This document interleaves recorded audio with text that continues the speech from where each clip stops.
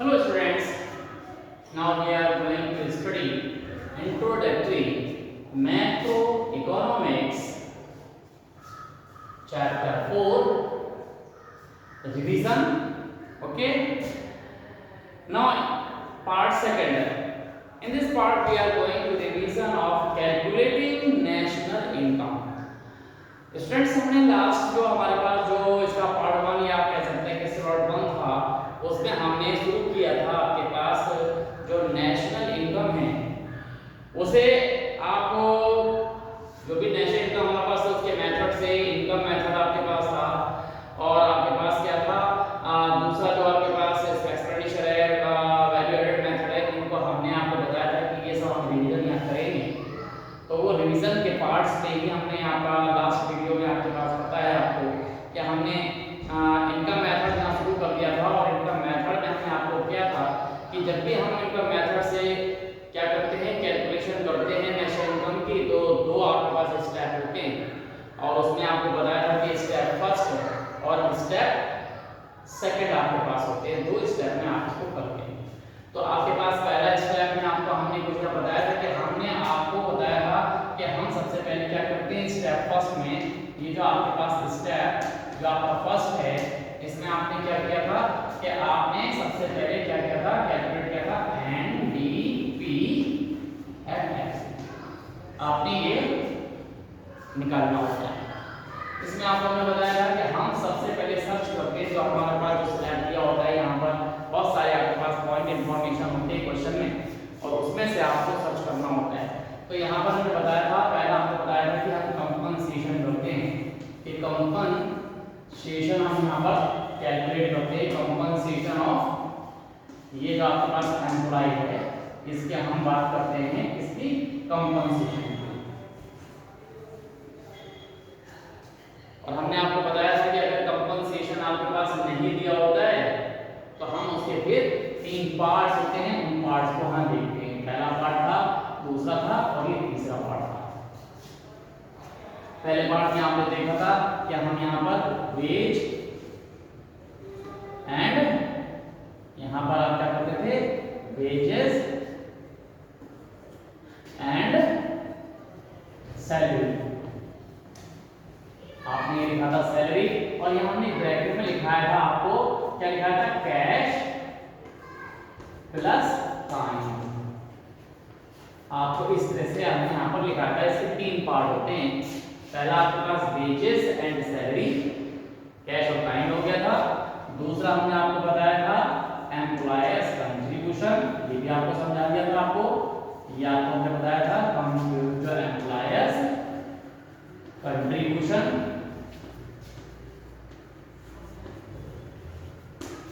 और यहाँ पे बताया था टू वर्ड्स किसकी तरफ होता है ये two words triple S social security scheme बताया था आपने। और फिर आपको हमने बताया था तीसरा आखिरी जो हमने बताया था रिटायरमेंट ये आपके पास हमने बताया था कि रिटायरमेंट पेंशन और बाकी पेंशन के बारे में हमने डिस्कस कर लिया था। तो ये तीन चीजें सबसे पहले अगर हम यहाँ पर एनडीपीएफ से कैलकुलेट करते हैं तो ये हमारे पास क्या होगा कंपनसेशन ऑफ एम्प्लॉय। डायरेक्टली हम उसके अंदर सर्च करते हैं अपने स्लैब के अंदर। अगर नहीं होता है तो हम ये तीन इसके जो पार्ट हैं वो हम क्या करेंगे हम देखेंगे और उन तीनों पार्ट्स को हम आपस में ऐड कर देते हैं इसे और इसे हमने ऐड कर दिया तो ये अपने आप में कंपनसेशन बन जाता है। ओके तो ये आपके पास समझ में आपको आ गया है। अब हमने आपको बताया कि 30 अब इसके अंदर हमें करना क्या होता है प्लस ये तीन चीजें ये पहला जो आपके पास मोड होता है पहला जो आपके पास कंपोनेंट जो आपके पास है वो है कंपनसेशन का और कंपनसेशन में तीन कंपोनेंट आपके पास ये आपने देख लिए। अब इसके बाद जो हम उसके अंदर जो एडजस्ट करते हैं हम देखते हैं ऑपरेटिंग सरप्लस। यहाँ पर क्या होगा ऑपरेटिंग सरप्लस ये आपके पास क्या होता है ऑपरेटिंग सरप्लस ये ऑपरेटिंग ये देखिए सरप्लस। ओके इसे OS ऑपरेटिंग सरप्लस बोलते हैं। लेकिन नाम से हमें दिख रहा है ऑपरेटिंग सरप्लस जो है हमारे पास, ये क्या है, इसका नाम जो है वो क्या है, ऑपरेटिंग सरप्लस। अब यहाँ ऑपरेटिंग का मतलब है किसी भी चीज को आप क्या कर रहे हैं, वर्किंग में ला रहे हैं, मतलब उसको ऑपरेट कर रहे हैं। OS ऑपरेटिंग सरप्लस, जो आपके पास एक्सेस है, जो आपके पास ज्यादा है, जो एक्स्ट्रा है, अगर आप उसे क्या करते हैं, यूज में लाते हैं, उसे वर्किंग में लाते हैं, तो आपको एक इनकम जनरेट होती है। अगर वो इनकम अगर जनरेट हुई है तो उस इनकम को भी हमें क्या करना पड़ता है, ऐड करना पड़ता है। तो यहाँ पर क्या होता है कि ऑपरेटिंग सरप्लस एक ही बार में दी होगी, क्या है, ऑपरेटिंग सरप्लस। तो ऑपरेटिंग सरप्लस क्या है, अगर एक ही बार में दिया गया है तब तो हम यहाँ पर क्या करेंगे, कंपनसेशन में ऑपरेटिंग सरप्लस को ऐड कर देंगे और आसानी से हमारे पास आ जाता है। लेकिन इतना आसान जो हमारे पास नहीं दिया होता है, क्यों, क्योंकि ऑपरेटिंग सरप्लस तो रेयर केस में दिए होते हैं, इसके पार्ट्स दिए होते हैं, तो हमें वो पार्ट सर्च करना होता है। हमने कहा ना कि फॉर्मेट है आपके पास में, ये पूरा फॉर्मेट आपको अच्छी तरह से दिमाग में होना चाहिए।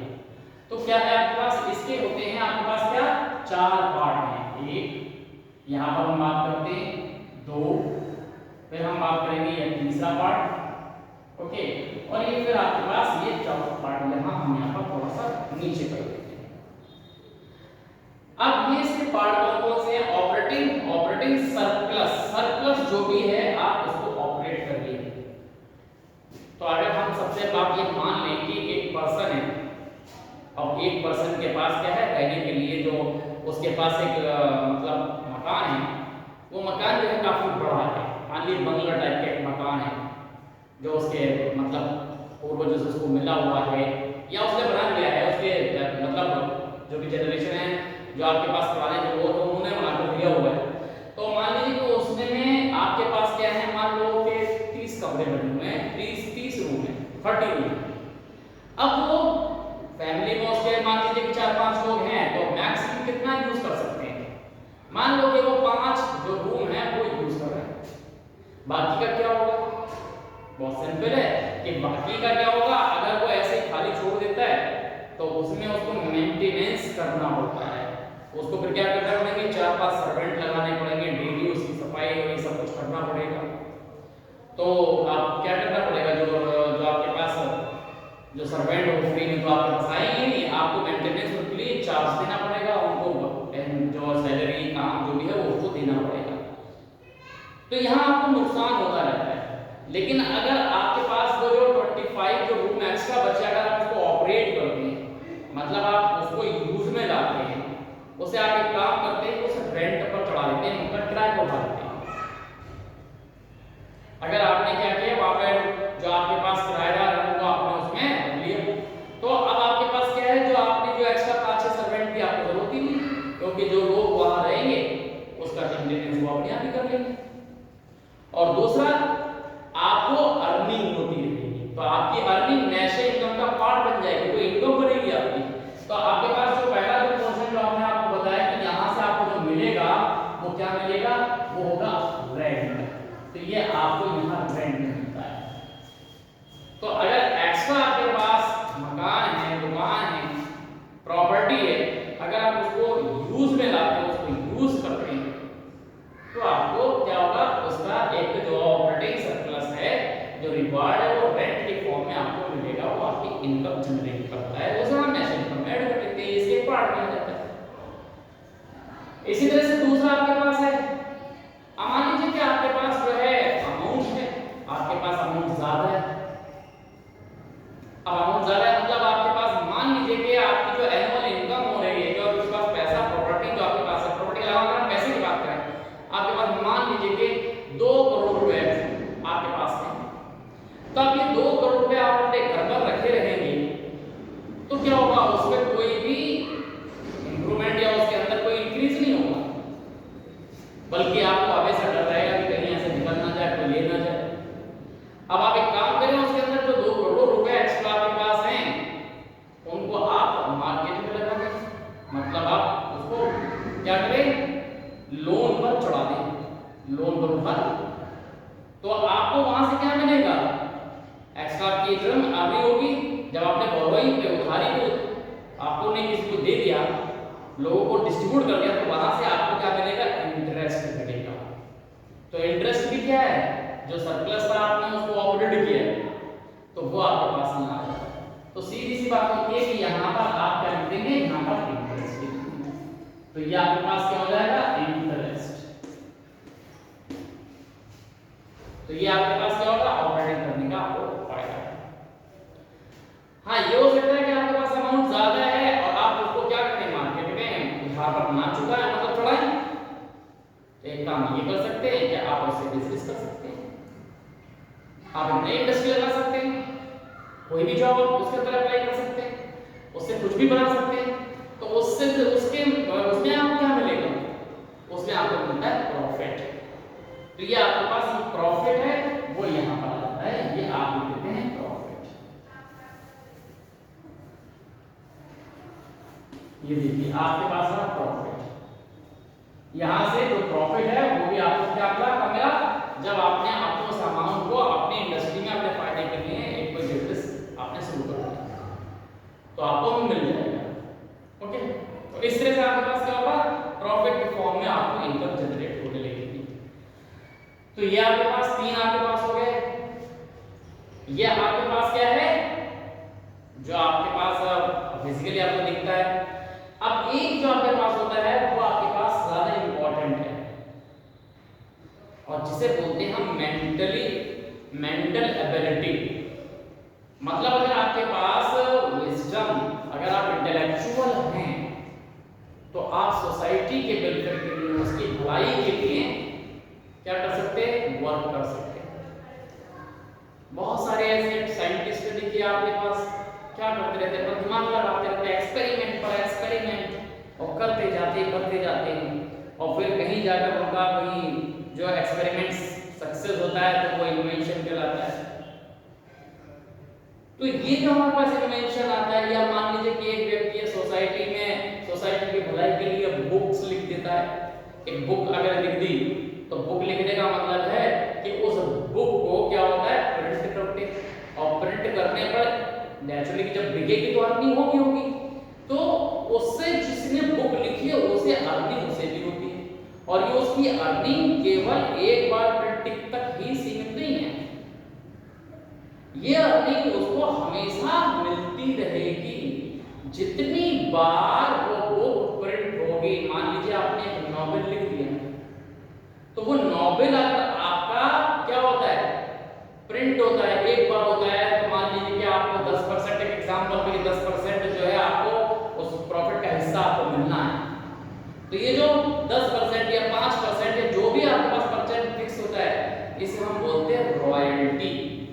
तो ये जो रॉयल्टी है वो क्या होता है, आपकी एक्स्ट्रा जो आपके पास क्या है, इंटेलिजेंसी है, उसका रिवॉर्ड होती है। तो ये जो आपके पास ना, ये होती है रॉयल्टी। ये देखिए, ये आपके पास क्या हो जाएगा, इसे हम बोल देते हैं रॉयल्टी। ये रॉयल्टी, तो रॉयल्टी जो है वो इस तरह से आपके पास होती है। और इस रॉयल्टी का एक बहुत बड़ा एग्जांपल जनरली आप यहाँ पर देखेंगे आजकल, जो आपके पास अगर हम देखें हिंदी मूवीज में देखें तो आपने एक मूवी देखी होगी, जो आपके पास एक बड़े स्टार है अमिताभ बच्चन, उनकी एक मूवी है बागवान।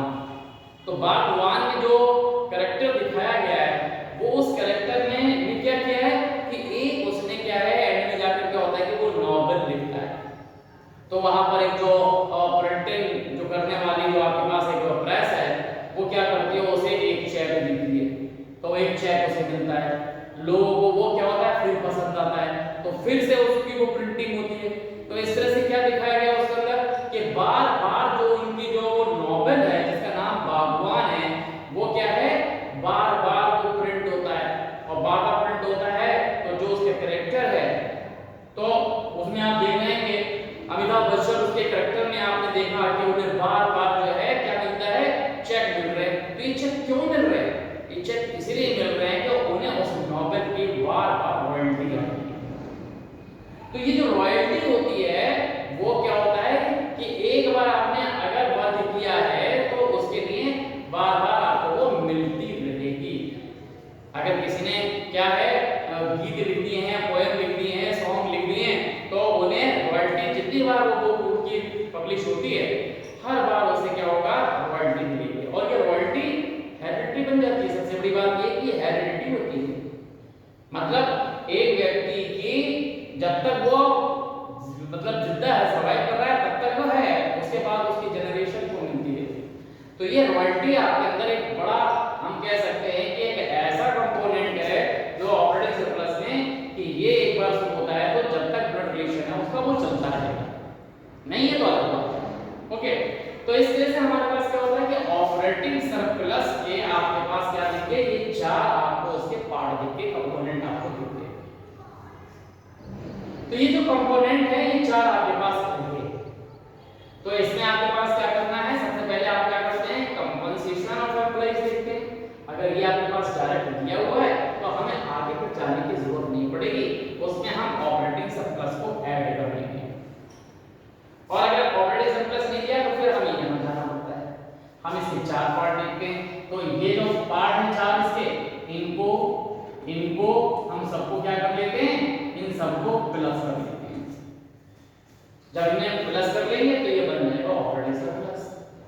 ओके, तो ये आपको समझ में आ गया। लेकिन हम यहां बात करते हैं कि ये जो प्रॉफिट होता है, ये प्रॉफिट भी कभी कभी नहीं दिया गया होता है। अगर नहीं दिया गया है तो हमें इसके भी जो कंपोनेंट हैं वो हमें सर्च करने पड़ते हैं, देखने पड़ते हैं। अब वो कंपोनेंट कौन कौन से होते हैं, आप जरा देखें इसके अंदर। इसके भी तीन कंपोनेंट होते हैं, एक, दो, ओके, और ये तीन। अब इसके प्रॉफिट के जो कंपोनेंट है उनमें पहला जो आपके पास आता है वो आता है डिविडेंड। ये आपके पास आएगा डिविडेंड। ये प्रॉफिट होता है जो शेयर्स पर आपके पास मिलता है। तो ये इसका अगर प्रॉफिट नहीं डिविडेंड है तो ये इसका एक पोर्शन है, वो आप उसके अंदर नोट कर लेंगे, डिविडेंड आपके पास होता है। अब दूसरा हमारे पास क्या होता है, जिसे हम बोलते हैं, इसका एक पार्ट होता है, इसे हम बोलते हैं अनडिस्ट्रीब्यूटेड प्रॉफिट। ये क्या होगा, अनडिस्ट्रीब्यूटेड प्रॉफिट। ये देखिए अनडिस्ट्रीब्यूटेड, यहां आपके पास क्या होगा, प्रॉफिट। नाम से ही आपको दिखता है अनडिस्ट्रीब्यूटेड प्रॉफिट, यानी वो प्रॉफिट जो कि नहीं बटा। मान लीजिए किसी की कॉर्पोरेशन को, किसी की इंडस्ट्रियल सेक्टर को क्या होता है, हम एक एग्जांपल ले लेते हैं। यहां हमने एग्जांपल ले लिया कि उसे जो है 1000 करोड़ का ये प्रॉफिट हुआ, ये हुआ प्रॉफिट कितना, 1000 करोड़ का। अब इसमें से क्या किया, उस कॉर्पोरेशन ने सारा अमाउंट तो डिस्ट्रीब्यूट नहीं किया, इसमें से उसने क्या काम किया कि इसके दो मोड कर लिए। एक आपके पास हो गया, उसने 800 करोड़ रुपया जो है वो डिस्ट्रीब्यूट कर दिया, और इसमें से ये जो 200 करोड़ रुपया है ये उसने ये अनडिस्ट्रीब्यूट हो गया, इसको उसने नहीं पेड किया, मतलब नहीं दिया, तो ये अनडिस्ट्रीब्यूटेड हो गया। ये आपके पास क्या हो जाएगा, अनडिस्ट्रीब्यूटेड। ये देखिए आपके पास ये अनडिस्ट्रीब्यूटेड शॉर्टली आप लिख लीजिए अनडिस्ट्रीब्यूटेड। ओके, ये आपके पास क्या हो गया, अनडिस्ट्रीब्यूटेड। ओके, मतलब प्रॉफिट अगर हम देखें तो 1000 का था, तो ये जो बढ़ गया वो 800, और जो नहीं बढ़ा वो था किसका, वो एम्प्लॉइज का तो था सारे, तो उनको बढ़ना चाहिए था, जो नहीं बढ़ा वो आपके पास कितना था, 200 करोड़ रुपया। ये अनडिस्ट्रीब्यूटेड प्रॉफिट कहलाता है। ओके, अब अनडिस्ट्रीब्यूटेड प्रॉफिट आपको समझ में आ गया। इसी को अलग अलग नाम से कहा जाता है अनडिस्ट्रीब्यूटेड प्रॉफिट को। अनडिस्ट्रीब्यूटेड प्रॉफिट को हम बोलते हैं रिटेन्ड अर्निंग। ये आप देखिए यहां पर एक वर्ड आता है रिटेन्ड। अब ये रिटेन्ड, अब देखिए रिटेन्ड क्या होता है, रिटेन्ड का मतलब हो गया कि जो रुकी हुई है, रिटेन्ड अर्निंग, इसको हम पूरा लिख देते हैं रिटेन्ड अर्निंग।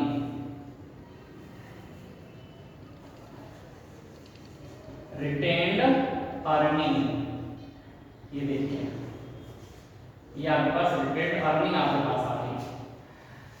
तो अनडिस्ट्रीब्यूटेड मतलब जो कि आपके पास बटा नहीं पोर्शन, वो रिटेन्ड का मतलब इसी को बोलते हैं रिटेन्ड, मतलब ये रिटेन्ड है मतलब रुका हुआ प्रॉफिट, रिटेन्ड अर्निंग जो लोग रुक गई, या हम इसी को एक और नाम से जानते हैं, वो क्या है आपके पास,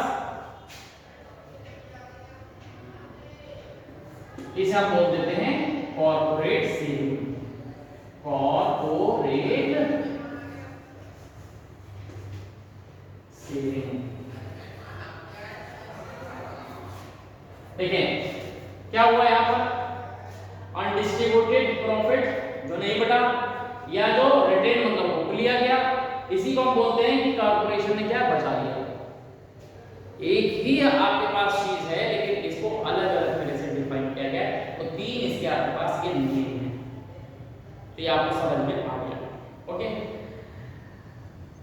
अब इसके बाद हमारे पास क्या होता है, इसके बाद एक पोर्शन और होता है जिसे हम बोलते हैं तीसरा पोर्शन, इसे हम बोलते हैं कॉर्पोरेट टैक्स या कॉर्पोरेट प्रॉफिट टैक्स। देखिए यहां पर आपके पास आता है कॉर्पोरेट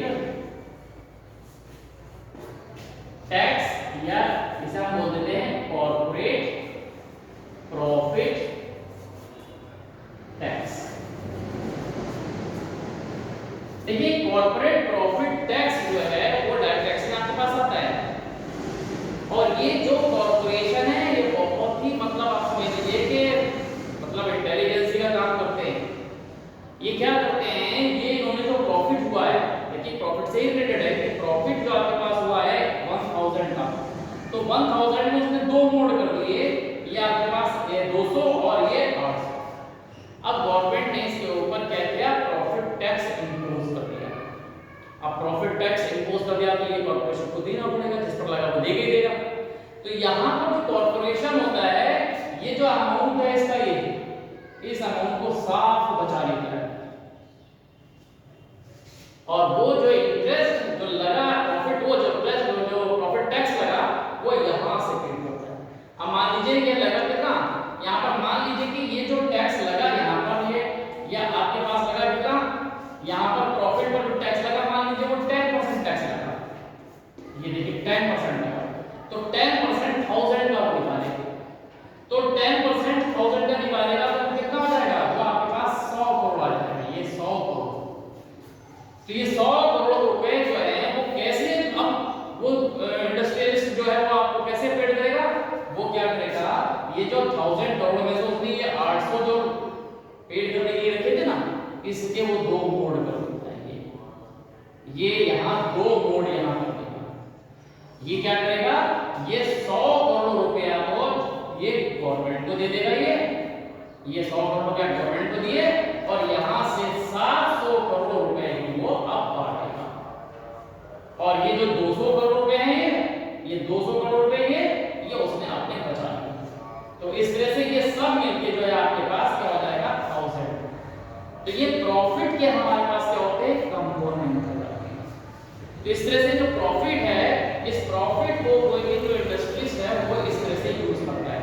तो corporate profit tax, undistributed profit और डिविडेंड, इन सब को अगर हम ऐड कर देते हैं, ये देखिए हमने यहां पर इनको ऐड कर दिया, तो ये बन जाता है प्रॉफिट। तो प्रॉफिट इन सबको ऐड कर देते हैं तो बन जाता है ऑपरेटिंग सरप्लस। ये आपको समझ में आ गया। तो ये आपके पास इस तरह से रहेगा। तो यहां हम देखें कि ये आपके पास दो आपके पास मोड हो गए, ओके। तो यहां हमारे पास क्या होगा, यहां आप एक बार और देख सकते हैं इसमें कि आपने क्या किया, कंपनसेशन ऑपरेटिंग सरप्लस सीधे सीधे दिए हैं तो दो चीजें ऐड करनी है, नहीं दिए हैं तो उसके पार्ट्स आप कैलकुलेट करते हैं, ओके। तो ये दो पार्ट तो आपके पास यहां आ गए हैं एनडीपीएफसी के अंदर। अब यहां पर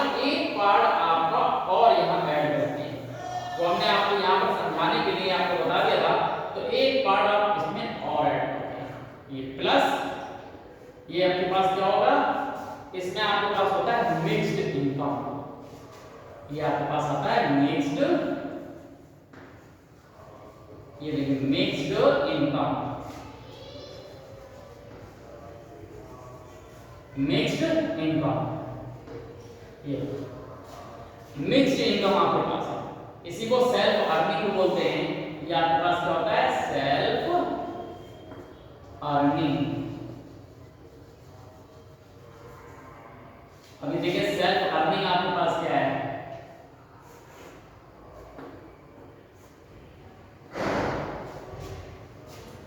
मिक्स्ड इनकम या सेल्फ अर्निंग। मिक्स्ड इनकम आपके पास क्या होती है, या सेल्फ अर्निंग का मतलब होता है कि कुछ लोग क्या करते हैं, कहीं पर मतलब हायर जो आपके पास एम्प्लॉयमेंट का एज ए वर्क करते हैं, वो लोग अपना काम करते हैं। जैसे शॉपकीपर है, अपनी दुकान है, उसके ऊपर रोड पर आप देखिए बहुत सारे लोग हैं, वो अपने व्हीलर खुद ही लेते हैं, जो आपके पास है ऑटो आपके पास है, जो आपके पास देखिए मार्केट के अंदर जो आपके पास क्या है, लेबर क्लास है, जो अड्डे से आपके पास आती है, फैक्ट्री लेवल पे नहीं हो तो क्या होता है कि वेजेस के बेस पर आपके पास काम करते हैं। तो जो आपके पास इस तरह के जो रोज का काम करने वाले हैं, इसमें ट्रेंड भी होते हैं, जैसे कि एडवोकेट है आपके पास, डॉक्टर्स जो क्या है सेल्फ प्रैक्टिशनर्स होते हैं आपके पास, खुद की जो अपनी जो क्लिनिक है वो चला रहे हैं, जॉब नहीं कर रहे हैं, खुद की क्लिनिक को चला रहे हैं, तो वो क्या है, उनको जो अर्निंग जो जनरेट हो रही है वो सेल्फ अर्निंग कहलाती है। तो ये सेल्फ अर्निंग जो है वो आप देखें, इन सबको हम ऐड कर लेते हैं तो वो आपके पास मिक्स्ड इनकम कहलाती है। चाहे वो ओबलर्स आपके पास हो, चाहे वो बार्बर्स हो, जो आपके पास क्या है अपना काम करने वाले, चाहे नाला जो हो, वो आप कह सकते हैं एडवोकेट, प्राइवेट जो ट्यूशंस देते हैं, जो कोचिंग कराते हैं, इन सब की हम बात करते हैं। ये सब क्या है, वो सेल्फ अर्निंग, वो खुद जो है अर्निंग को जनरेट करते हैं। तो इन सब की इस ग्रुप की जो इनकम होती है हम उसे बोल देते हैं मिक्स्ड इनकम या सेल्फ अर्निंग। तो इस तरह से हमारे पास जो ये आपके पास एनडीपीएफसी है, तो इसके अंदर तीन आपके पास क्या है मेन कंपोनेंट है, compensation of employ plus operating surplus और प्लस मिक्स्ड इनकम। तो ये तीन जो हमारे पास ये कंपोनेंट है, केवल हम इन तीन को ऐड करते हैं तो हमारे पास आ जाता है एनडीपीएफसी। अब बात रही इसकी, क्या अगर ये नहीं दिया है तो इसके हम पार्ट चेक करते हैं, इनको ऐड कर लेते हैं, और अगर ये नहीं दिया गया है तो इसको हम चेक करते हैं और उसको ऐड कर लेते हैं, और अगर इसमें प्रॉफिट नहीं दिया हुआ है तो प्रॉफिट को भी हम चेक करते हैं, उसको ऐड करके हम यहाँ पर सबको इन तीनों को मिला के ऐड कर लेंगे तो हमारे पास आ जाता है एनडीपीएफसी। और एनडीपीएफसी को हम बोलते हैं डोमेस्टिक इनकम। तो अगर नेशनल इनकम कहा जाए या कोई भी एग्रीगेट कहा जाए तो सबसे पहले हम यहाँ निकालते हैं एनडीपी क्या एफसी, ये आपके पास डोमेस्टिक इनकम होती है, इसे आप क्या बोल देते हैं डोमेस्टिक इनकम। ये आपके पास आ जाती है डोमेस्टिक इनकम, इसको आप डोमेस्टिक इनकम बोलते हैं एनडीपीएफसी।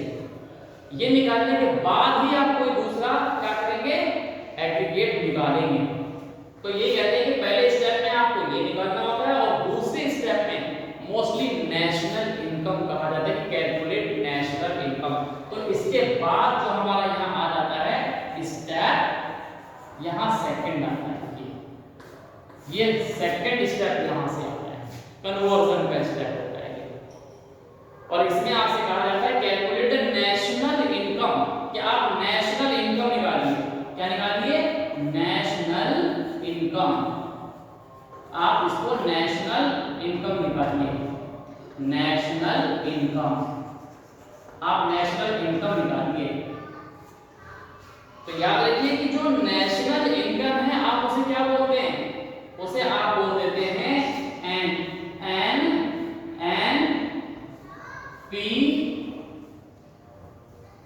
एफ सी, ये आप बोलेंगे एनपीएफसी। याद सेकंड स्टेप में हम ये करना होता है। तो पहले स्टेप में आपको एनडीपीएफसी निकालना होता है और दूसरे स्टेप में आपको ये जो कन्वर्जन का पोर्शन है ये निकालना होता है। तो एनपीएफसी निकालने के लिए जो चीज आपने यहाँ निकाल ली है उसे आप यूज करते हैं। क्या निकाल दिया है अब इसका यूज करना होगा हमें यहाँ पर। तो यहाँ हम लिखेंगे NDPFC,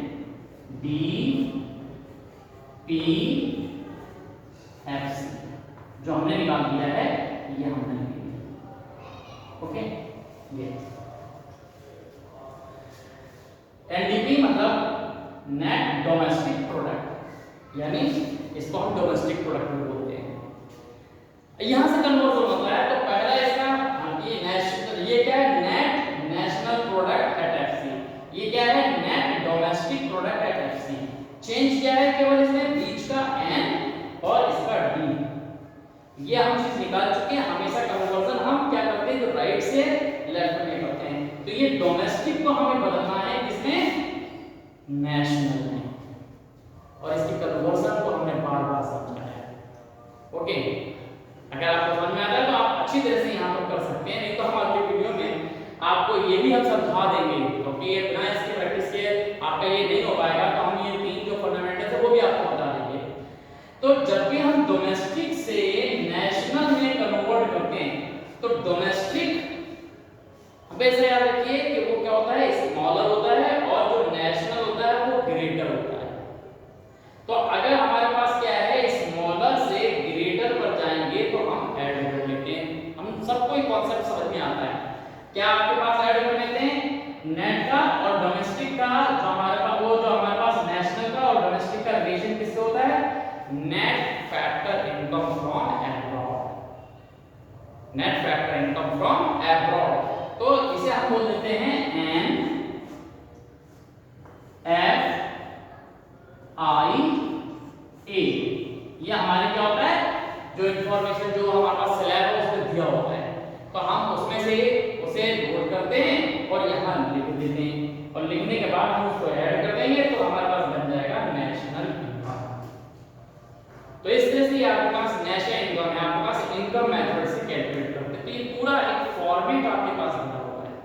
इस फॉर्मेट को आप अच्छी तरह से समझ लो, उसको लिख लो, नोट कर लो, प्रिंट कर लो, अपने दिमाग की इस कॉपी में अच्छी तरह से रख लो, क्योंकि इसके बिना जो है आप ये कैलकुलेट नहीं कर पाओगे। और यहाँ कैलकुलेट करने का ये फॉर्मेट अच्छी तरह से आपको समझ में आ गया। एक क्वेश्चन जब हम यहाँ पर सॉल्व करेंगे तो क्वेश्चंस यहाँ पहले आपसे लिख लेंगे, या फिर आपके पास यहाँ बोल देंगे जो आपके पास पेज नंबर है, वहां से आप लिख के इसको सॉल्व कर सकते हैं। तो मोस्टली हम यहाँ क्वेश्चंस जो है वो मेंशन कर देंगे, उसे फिर हम यहाँ पर सॉल्व कर लेंगे। ओके, तो इस तरह से आपके पास क्या होगा, फॉर्मेट के थ्रू आप ये निकाल पाएंगे। फॉर्मेट के बिना ये निकालना बहुत डिफिकल्ट हो जाता है। ओके, तो क्या हम ये कन्वर्जन का एक क्वेश्चन एक बार फिर से आपको रिवाइज करा देंगे। Okay, thank you.